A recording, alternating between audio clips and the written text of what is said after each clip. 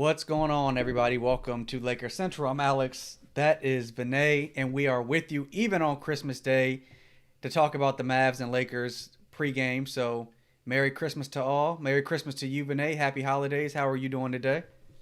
Merry Christmas to you, Alex. Merry Christmas to all the folks who are watching. Happy holidays to everybody, you and everybody else. I am doing good, like you said. No days off. It's a holiday, but it's not a holiday for us when it comes to our fandom. So, um, looking forward to the game today. Hoping the Lakers bounce back with a win against the Mavs, and very curious to see what what these different lineups and stuff like that look like. Is that a Lakers Millennium Falcon hoodie you have on?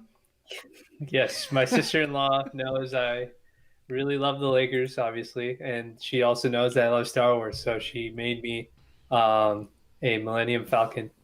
Uh, Millennium Falcon. Oh, you can That see is the whole thing. It's a crazy. sweatshirt. Yeah, a Millennium Falcon. It's kind of funny because obviously Han Solo and the Falcon have nothing to do with the Force, but Right. she thought it was cool, so she made one for me, and I appreciate. I told her I'd wear it on the live stream. No, that's cool, man. That's cool. All right, so we're getting Lakers and Mavs, man, and what do you expect to see? I tell you what, Luca. I'm gonna start with this. I was gonna save it, but I'm just gonna go here now.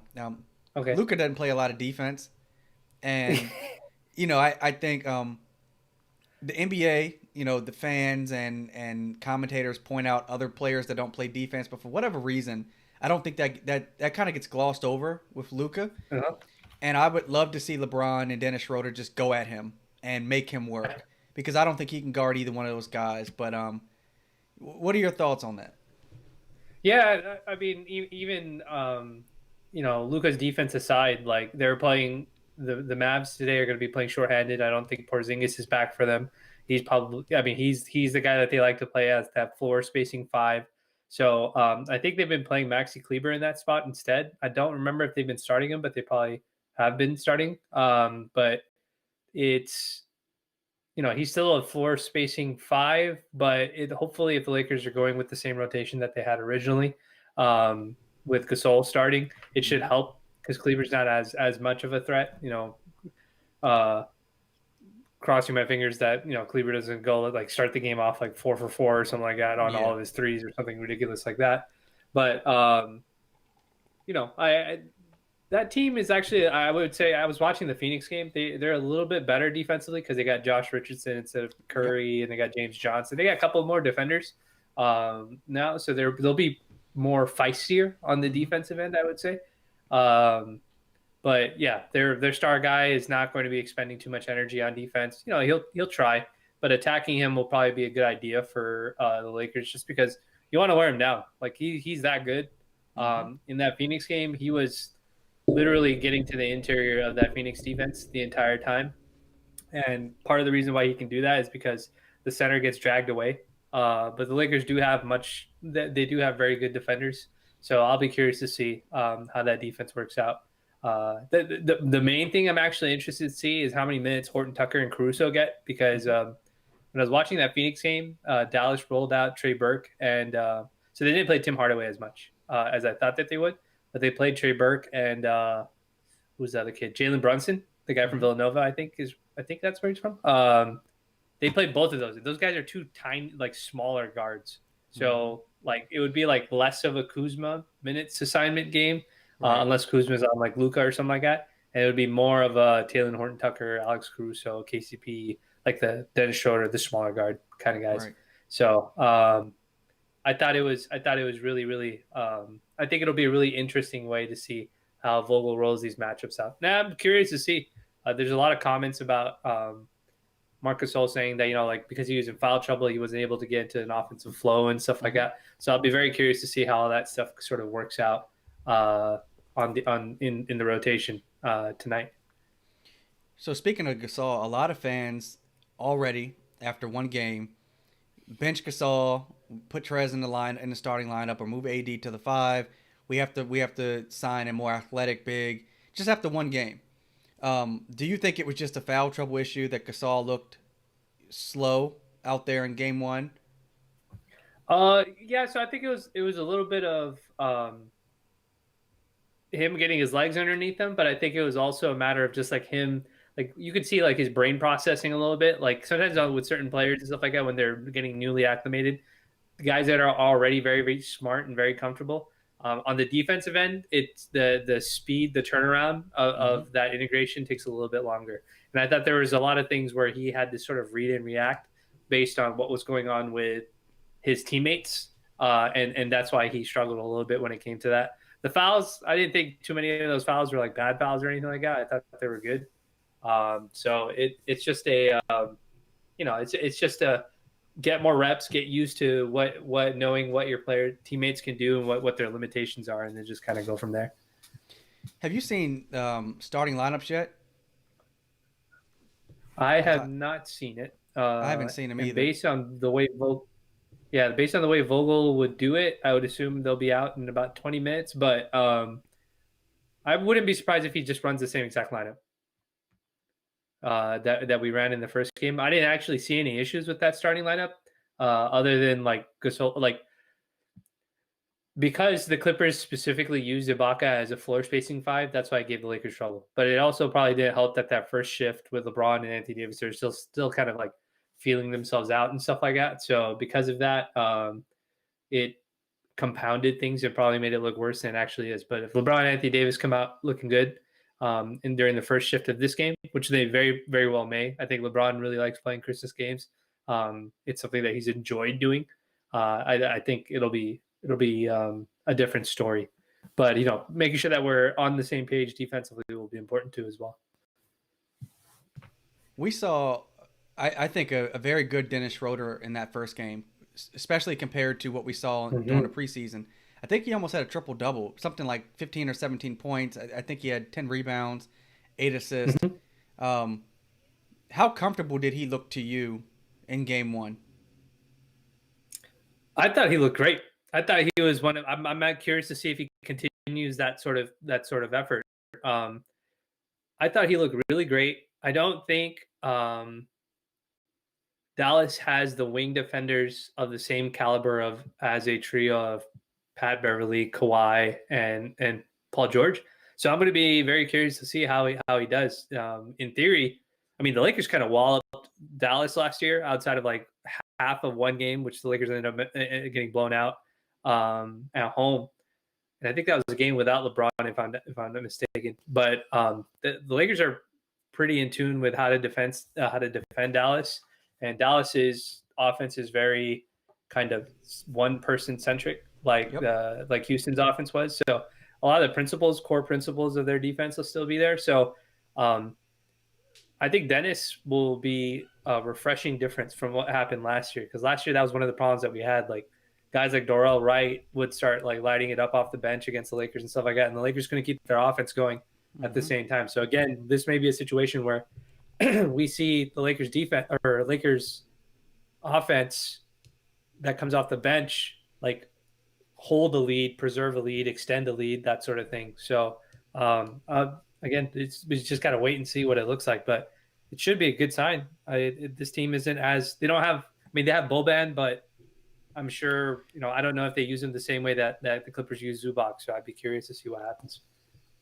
Yeah, I suspect in this Dallas game, once the Lakers go to their bench, this team should be able to keep up with Dallas's bench. And Porzingis isn't going to play, so it's not like they'll have one of their all stars out there with the second unit. But also in that Clippers game, the Lakers' second unit helped them get back in that game, the first game of the season. So Mm-hmm. they outscored the Clippers 35-17, largely based on that bench play. The bench was so much faster than that starting lineup. So I think they'll be able to keep up with Dallas in this game. Let me bring in this comment from Sonic Fighter 25, and he said he brought this up in our group chat, but just he noticed how West barely played, and West only played 11 minutes in game one. Mm-hmm. And you were speaking about this earlier, where there's more opportunity for some of the smaller guards to play in this game. Do you think West plays more than 11 minutes in this game?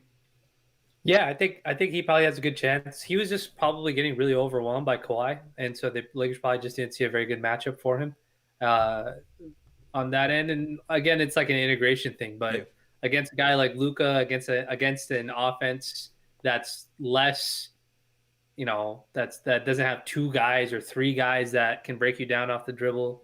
Like Clippers can put Lou, Kawhi, and PG on at the same time. Like it may be a little bit easier for the guys behind them, because I think one of the things that at least the backline guys are going to have to get adjusted to, even guys like Montrez and Gasol specifically, is they have to get used to understanding how the guys on the wings defend. Do they like to go over screens? Do they like to go under screens? Do they often get beat right off the dribble? Where do I have to help, and that sort of thing? And so Wes is a very technically sound defender. I like him a lot in that space, but sometimes he can gamble, and if he gambles, and then could end up being like a straight line drive. So I think that was one of the things that he probably has to work on. So this would actually be a good game. I think historically Luka's actually been pretty good against Wes, so I wouldn't expect Wes to shut him down. But this is more of if you watch that Phoenix game, it's more of you need to not allow Luka to get into the middle of your paint sort of thing. And so that's the way I would expect them to approach it. So we'll see. One of the things the Lakers like to do is to bait Luka into passing to that corner three and then picking it off. So I'd be curious to see if that's what they try to go. If that's what they try to do again. They used to deliberately act as if they were not covering the corner three guy, and then as soon as Luka would throw that like a cross court pass to the corner three on the opposite corner, like LeBron or Bradley or somebody would pick it off immediately and go, and they'd be going in transition the other way. So that's a pet play that they like to run. Yeah. Defensive scheme they like to run. I'd be curious to see what ends up happening. I know last year when we played Dallas, like Avery Bradley, he likes to get up on the offensive player, and he could get up on Luka. We don't have a guy quite like Avery Bradley. I know Caruso plays a little bit like that, but do you see them kind of bodying Luka up a little bit and maybe looking to Caruso or somebody to kind of get up in him and pressure him a little bit? Yeah, absolutely. That's when you have a team, and this is like something that people have done like against LeBron too as well. Like when you have a team or when you have an offense that's specifically, what am I thinking of? Like an offense that's like specifically revolves around one guy doing everything, you have to wear him down over the course of a game.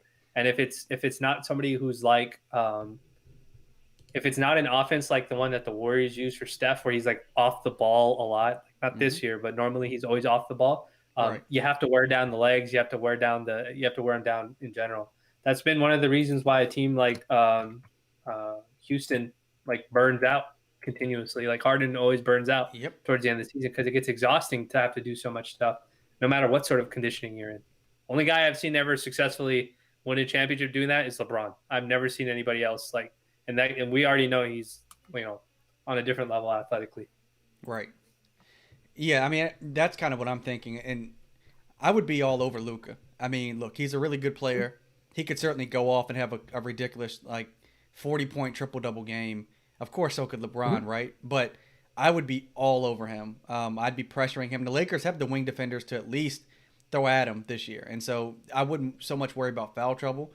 And again, I'd make him work on the defensive end also. There is no excuse why LeBron shouldn't be trying to drive every time Luka happens to get matched up with him, or even Schroeder. They're probably going to try and hide Luka a lot against those guys. And I wonder if they put Luka on like Kuzma. Could you see that happening? Yeah. I mean, they may try to hide him and stuff like that. But one of the things that the Lakers have done, it's something that I wrote about, is they're using Kuzma as like this off-screen cutter and mid-range shooter and stuff like that. So Luka's going to have to chase him around. And so if it turns out that the Lakers are struggling to score and they need to pick on somebody, then they'll probably try and find ways to get Luka switched on to whoever they want. But I think even if not, the Lakers will make sure that they're aware of just how it's going. And if he's trying to do that thing where he's just trying to kind of probe and he's causing Rob problems, like I'm sure the Lakers will like show some double teams to get the ball out of his hands and get other guys doing it. Really, the guys that I'm sort of curious to see how well they play, or how well they don't play is guys like Montrez, who may get matched up against Boban or Dwight Powell, bigger guys, and see how that matchup works out. I guess this sort of game is one of the ones where like you want to see what the synergy looks like between everybody. What does the pick and roll with Dan Schroeder and Montrez look like? What does the You know, what does LeBron look like at the start of the game? All the things that were kind of problems. Like the Lakers didn't play bad. You know, like last game they didn't play bad. They just didn't really take it seriously because it was ring ceremony. But we know that their mantra last season was not to lose back to back games, and Mm-hmm. so it'll be interesting to see just kind of what they want to do um, in that respect. Like are they going to take it seriously the same way they did last time and kind of lock in defensively? Yeah, I think it's important for them to start off better than they did, game one against the Clippers. I think I said this in the post game the other night, but LeBron missed a lot of easy layups early on that I think Oh he yeah. traditionally would have made, and that probably would have made all the difference in how that game winded up down the stretch. But I'd like to see more of Anthony Davis and LeBron look like Anthony Davis and LeBron in this game. Like I fully Mm-hmm. recognize that it's been a quick turnaround with such a short off season, but Dallas has nobody to guard either one of those guys. Now they have some wing guys that they can throw at LeBron a little bit more than AD, but they really have nobody for Anthony Davis. So I would like to see them get going a little earlier, and then kind Mm-hmm. of then see guys like Schroeder and Trez pick things up. Um, and after, like, if we come out slow and Luca's hot, or this team, Dallas is raining down threes because they can certainly get hot. I think things can get Mm-hmm. ugly. But Yeah. like you said, all last year the mantra was let's not lose two in a row. And if we lose two in a row tonight, I'm sure a lot of the media tomorrow or Monday might be talking about, well, they lost two in a row already. And so I'd like to see them come out a little bit stronger tonight. Yeah, I agree. I think it's a national. I mean, all of our games are pretty much nationally televised, Yep. but um, it's a even more nationally televised game because it's a holiday. LeBron Yep. usually gets up for these sort of games. It's very well known that Luca's, the guy that Luca idolizes is LeBron. LeBron Hmm. usually gets up for those kind of games because he knows like what it means. That he doesn't want to be shown up by a guy like a younger upstart version of Right. whatever he that idolizes him. So I don't know if there'll be panic. I'm sure there probably will be panic in case we lose this game. But I think the Lakers will probably take this a little bit more seriously. Whatever the rust was off Hmm. of them last game, especially our superstars. I would expect it to kind of be off this game for them to be a little more excited to play as well. So I don't know if we're playing in those blues, right? We're not playing in those hardwood I don't. classic blues or anything. I don't think so. I haven't seen the Okay. Lakers make any announcements about them. So I mean, I know Christmas Day they like to roll those out. But I don't think we didn't play in them last year. I don't think, did we? No, no, no. We never. Yeah. Yeah, we didn't play in them last year, so I'm not sure. But we may be playing in them today. I don't. Yeah. I didn't see any pictures of it, but if The we do, one and that'd be pretty cool to be able. the one and only Okay. said yes, we are playing in them. So if we are, Oh, okay. Yeah, there you go. that's That'd be pretty great. I cool. mean, Yeah, I love that jersey. So yeah. It'd when be you nice to finally see it in the flesh. yeah, I would like to see the Lakers in those jerseys. When you look around the rest of the NBA, it's early on, but like, has any player or team jumped out at you outside of the Lakers right now? Uh, Brooklyn. Obviously, I was watching the Brooklyn game. They looked really good. Hmm. This was a good game. Actually, even all the way up until the end of the third quarter. So I thought Boston. So Brooklyn's defense was really good against Hmm. Boston, which was a good sign. A lot of the conversation I think after the game today is going to be how Kevin Durant kind of went nuclear in the third quarter, which he did, which was great. But Brooklyn wasn't the offensive juggernaut for a lot of this game that a lot of folks like they were against the Warriors. Right. The Warriors early game looked very bad. I don't know how you fix Oof. some of those things. I think Draymond will help the offensive playmaker, like getting the correct shots and getting Curry off the ball, which is what he Right. wants to do. But that defense is very, very shaky, so I don't know what to expect out of them. But Brooklyn, I thought Boston looked pretty good against Brooklyn. There was a stretch where like Boston was getting a lot of good quality shots for themselves, and like I'm looking at the game, the box score of this game right now Hmm. because I stopped watching to come on here, but um, like Boston's shooting 39% from overall as a team, and they're shooting 31% from three. Hmm. Brooklyn's shooting 54% from field goal and There's overall, and then like almost 50% from three. So, and a lot of that's it's all Durant. But the thing I was gonna mention is the Nets look good. Their offense looks good, but their defense is also actually kind of like been pretty good. Yeah. Especially this game. So when Durant gets hot, that defense has to lock in for them. That means that Kyrie, Dinwiddie, all those other guys has to lock in. So it's been a good sign to see them. The only concern is that interior defense. So like the last 2 minutes of that half, they went with Durant at center, and Boston Yeah. just kept taking layups. They were like, "Yeah, we're Yep. just gonna take layups," and that's been like I think a lot of folks have talked about how that could kind of be uh, an Achilles heel for this team, Mm-hmm. or the net specifically. I mean, even I've said it. Like, I don't know how long you'll last with Jared Allen and DeAndre Jordan and be able to keep them at the center, like right in front of the rim. Because what Right. Boston did today is that they dragged them all the way out with Daniel Tice and Grant Williams or something like that. And so I'm curious just to see what that looks like as the season continues.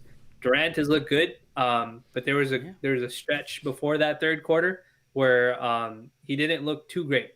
Like he'd get hot, then he'd go cold for a stretch, Yeah. then he'd get hot, and then he'd go cold. But that's just kind of how it works for jump shooters. Same thing with Kyrie. Kyrie had a stretch where he hit like 4 straight shots. And then Mm-hmm. he had a stretch where he had like 2 misses, a turnover, another miss, and then he had a Yeah. stretch where he had another 4 straight. So it's just like that kind of stuff is the stuff that they'll probably work out. But I'd say probably the Nets are the team that probably jumps out the most. But I think it's a very long season. And I think it's very easy to turn around and say, and I think people are doing this to Laker fans too last year, where, the Lakers would go in and dominate like game one, right? Like we Mm-hmm. did that like against like Utah or Denver. And they said, oh, yeah, well, come to Utah and Denver and see if you can do it again, right? And then we did that Northwest two-step where we did, or the three-step where we did like Portland, Utah, and Denver, like all three of those Northwest Mm-hmm. teams at the same time. And, the Lakers swept that entire road trip or something like that. And then that's when people were like, "Oh, okay, hold on a second. Maybe this team is actually really, really good, and we like underestimated how good this team can actually be." And so that I think that's one of the things that we could probably do with the Nets. Just keep an eye on them. Like they look good offensively for sure, especially when Durant's making shots. But what happens when Durant isn't making shots? Like who are Right. they going to? The bench in the first half. So like that bench overwhelmed the Warriors bench in the second half. We already know Warriors are not a good defensive team, but Right. in this game, the Celtics didn't even run like really they didn't even have Brown and Tatum out at the same time, and that Brooklyn bench was not overwhelming the Celtics bench. It was just kind of they were basically hand in hand at the same time, uh, just trading buckets or whatever. So like that was another sign. It's like, oh, okay, well when you just put Karis LeVert out there and he's the only guy that's going to take the shot, and everybody on the defensive end knows that this is the guy you're going to run all of your offense to. It makes it much easier. So like it's very interesting to see how a smart defense um, kind of approaches tackling that team. I Mm-hmm. think the lack of inside presence will be a very interesting theme to watch. But that was a good game. Milwaukee was a blowout. That was very boring to watch. I thought things are getting very very bad, very very fast for that Warriors team. So I hope they figure it out. But you're not going to be able to last like those sort of games with like no like Oubre playing poorly and Wiggins playing poorly and stuff like that. Like, uh, so that's going to be bad. And then what was the very beginning? Was that the first? No, what was No, it before was that? Miami Pelicans. So Ingram looked great in Yep. that game. Uh, I thought he was doing. I tweeted about it. I was like, he looks so good out of isolation, but I was just like, man, he has to work really, really hard to get some of these shots off. He's like trying to dribble in between like multiple people trying to swipe the ball Mm-hmm. away from him, and then he had one play where he like split a double team, then like grabbed like the ball and like took it all the Yeah. way over with one hand to gather, and then he finished with a floater. And I was like, wow, that's amazing. But at the same time, I was like, wow, I wish he didn't have to do that much work to get Right. that shot off. So I thought the Pelicans look good, but again, I that team has some issues with sort of how they play. Like I get why they have Bledsoe and Adams and all those guys out there because they want that defense, and obviously Lonzo too as well. But that hurts your spacing, man. If they're not making shots, then it starts looking really shaky on the offensive end, and I'm not sure if it's fair. It'll look for Ingram's stats, but I don't know if it's fair for like anybody to expect like him or that team to be very good if they're going to like hurt themselves by playing so many non-shooters and stuff like that. So, yeah, were there any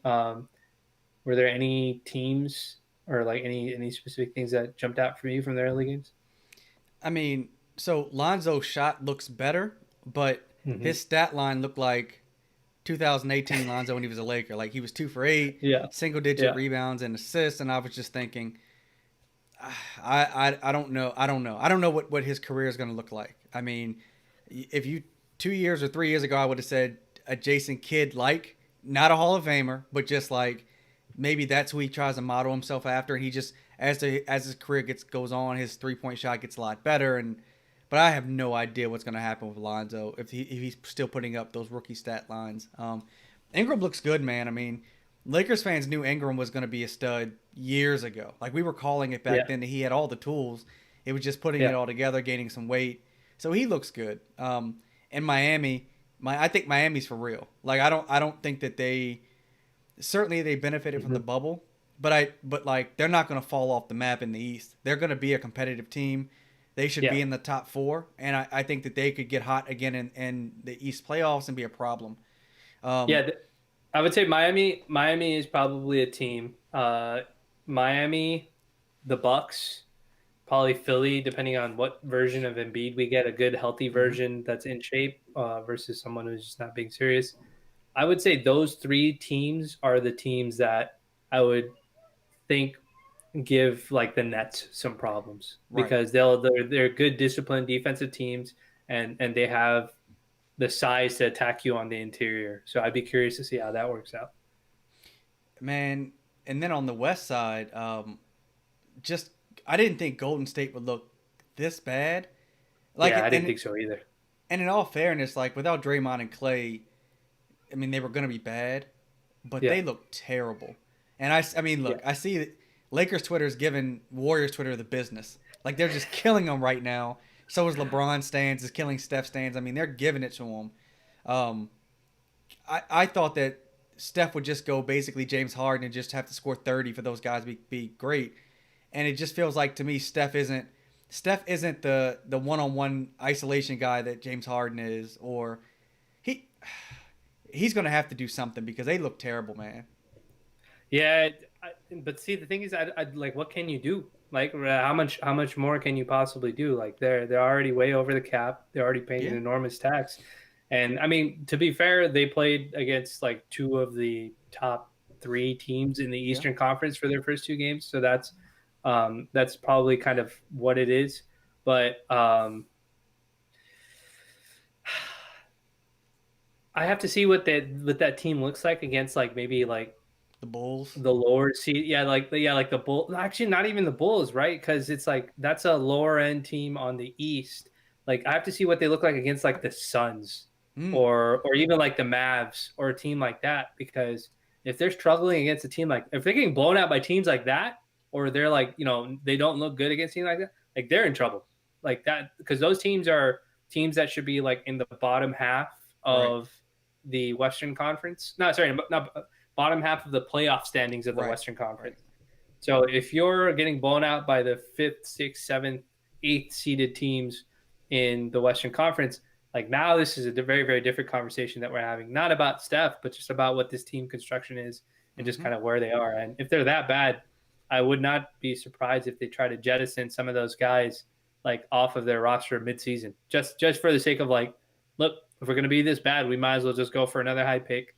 I don't think they're going to do that 2 games in, but if they're if they don't have double digit wins or they're like barely over double digit wins by midseason, could be a conversation that they think about internally and stuff like that as a team.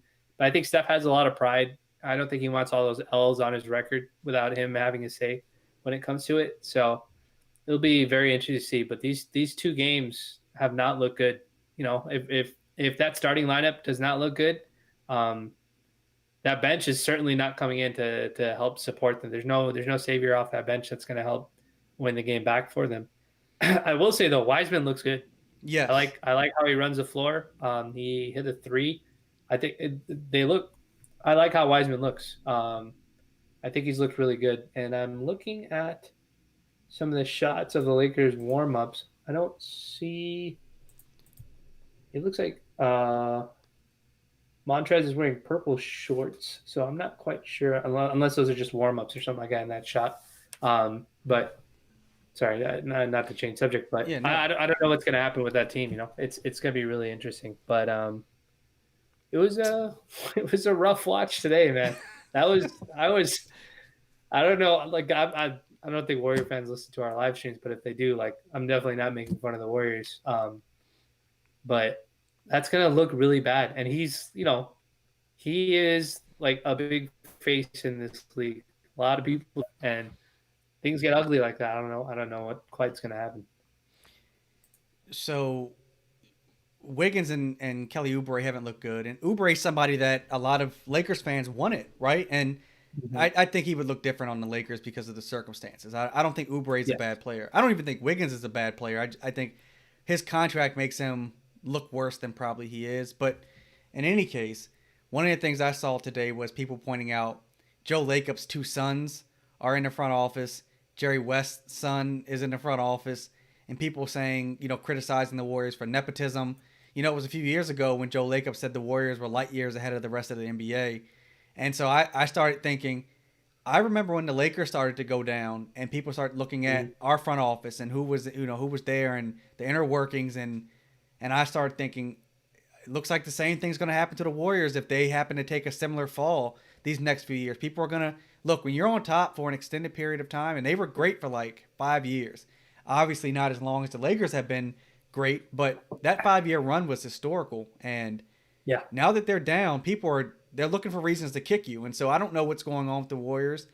Certainly, it's injuries. Certainly, it's Kevin Durant leaving. But I mean, you can't have an all-time player like Steph on your roster and look this bad. You can't have an ownership group that's willing to spend this kind of money and look this bad.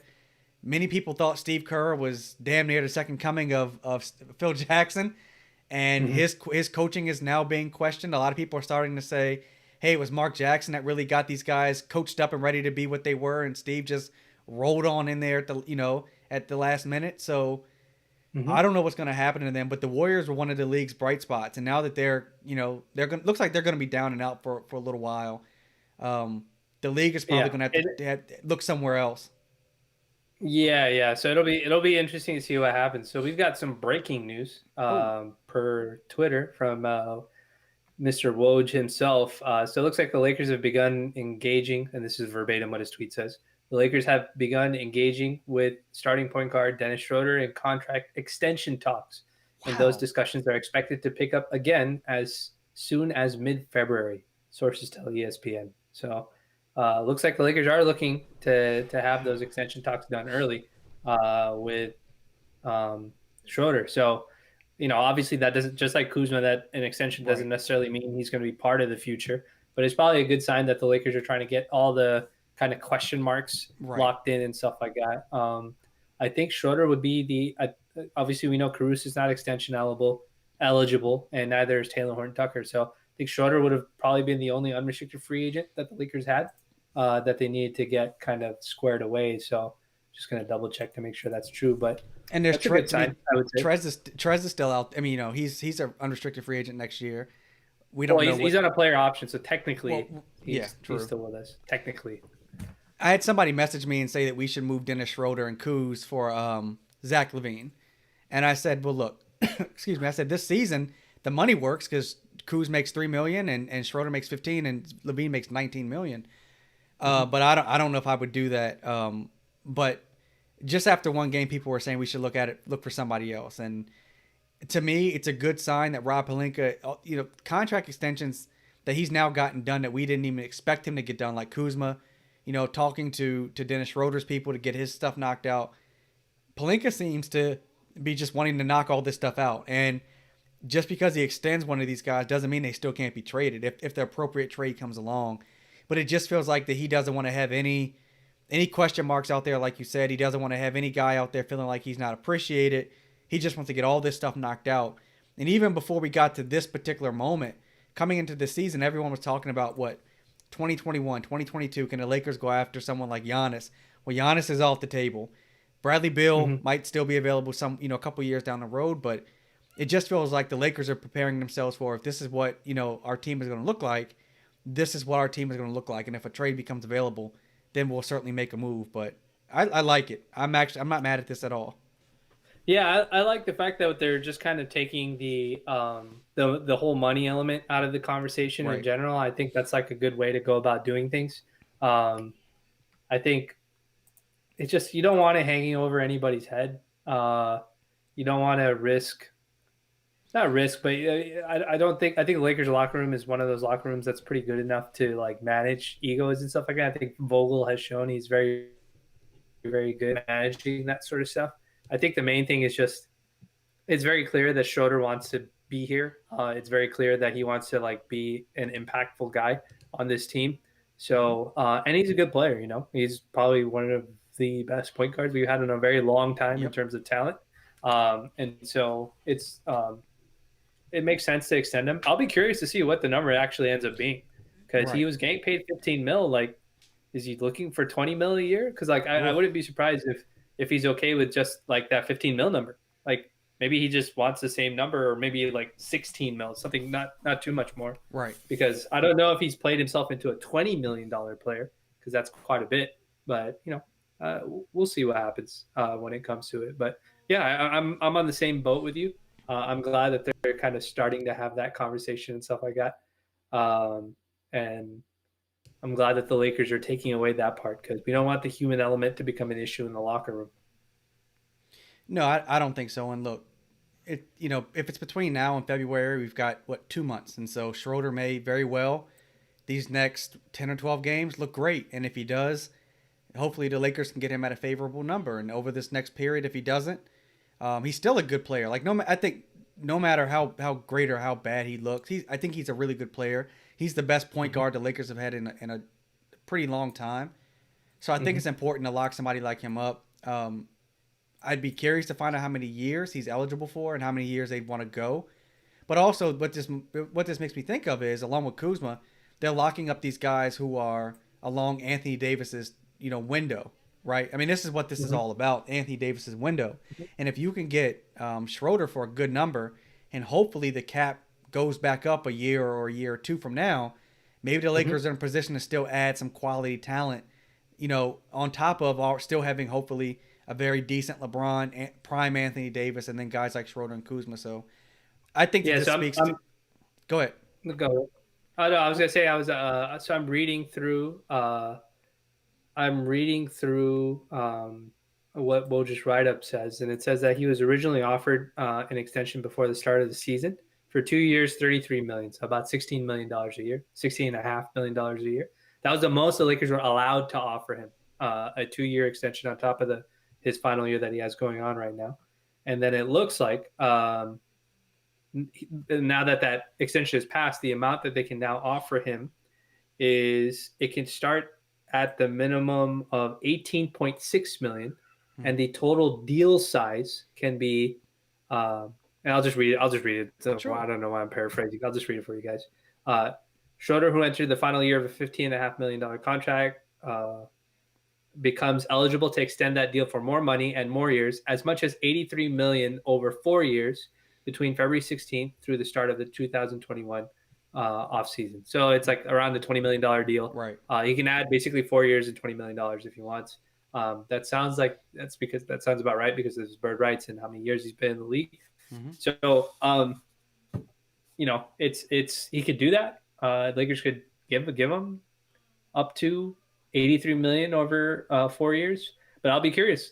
Kuzma's deal didn't go past 3 years, and that last year was a player option for him to Hmm. opt out. So I would be very curious to see if maybe the Lakers do give him that 20 million, but they say we're not going to give you the fourth year, or we find a way to make it work so that we can give you the 3 years that you want with some sort of partial guarantee or something like that for the last year. So we'll see. We'll see what the number sort of comes out to. But it's a good sign that they're having those conversations.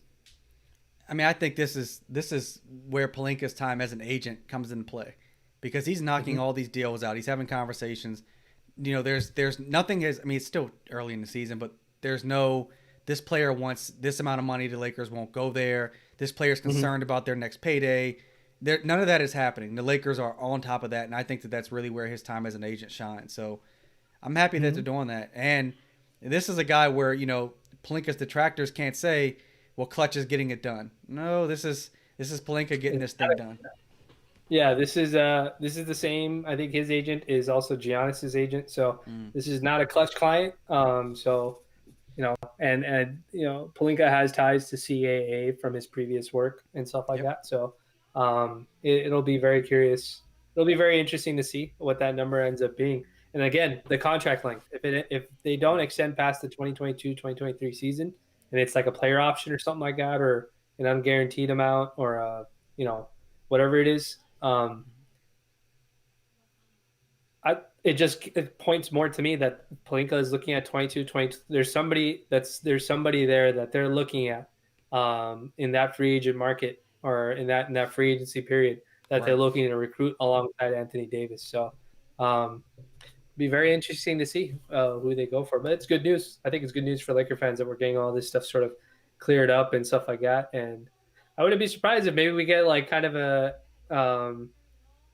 like extra energy, or a more like purposed Dennis Schroeder. If he knows that there's contract extension conversations going on, he's going to probably try and be the best version of himself that he Hmm. can possibly be. Good for him and good for the Lakers. I think we'll get the best out of him going forward. So I think the game starts in about 16 minutes. So we'll get ready and close out of Mhm. here. Vinay, anything you want to add before we get to the game tonight? Just wanted to say thanks for everybody that joined us in the chat and made some time. I hope everybody's having a Merry Christmas, having a happy holiday, and Hmm. we'll see you in the post game, and I'll see you guys on the timeline. Definitely. Thank you guys for tuning in with us. We're going to get out of here and hang out with our families a little bit more, watch this game, and then we'll be back for the post game this evening. So look out for us on the timeline. You guys have been watching Laker Central.